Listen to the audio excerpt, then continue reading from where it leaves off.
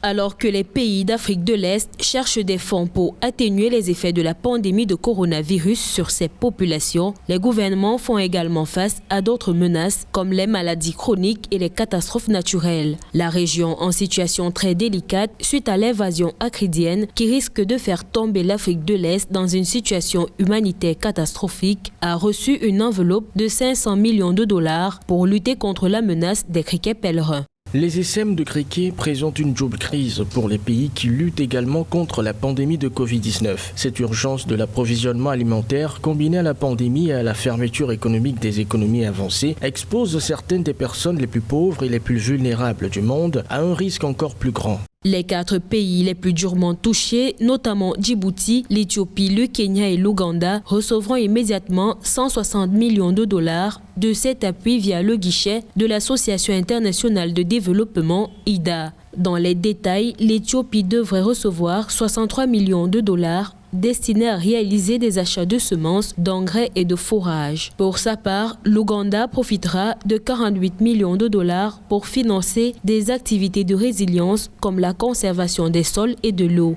De son côté, le Kenya recevra 43 millions de dollars pour aider les ménages pastoraux et les producteurs agricoles, tandis que Djibouti utilisera en partie ces 6 millions de dollars pour effectuer des transferts d'argent liquide aux ménages. Cette crise sanitaire mondiale où l'économie des États de la Corne de l'Afrique sont à genoux, la dotation de la Banque mondiale pourrait être une bouffée d'oxygène s'il est correctement utilisé par le gouvernement. Et cela pourrait être également important, surtout aux plus nécessités, mais aussi aux ménages à faible revenu qui sont les plus durement touchés par la crise. Soulignons que ce soutien de la Banque mondiale apparaît comme un véritable soulagement pour les pays de cette région, surtout au moment où la FAO, l'Organisation des Nations Unies pour l'alimentation et l'agriculture, redoute une seconde vague d'essaims pour juin prochain.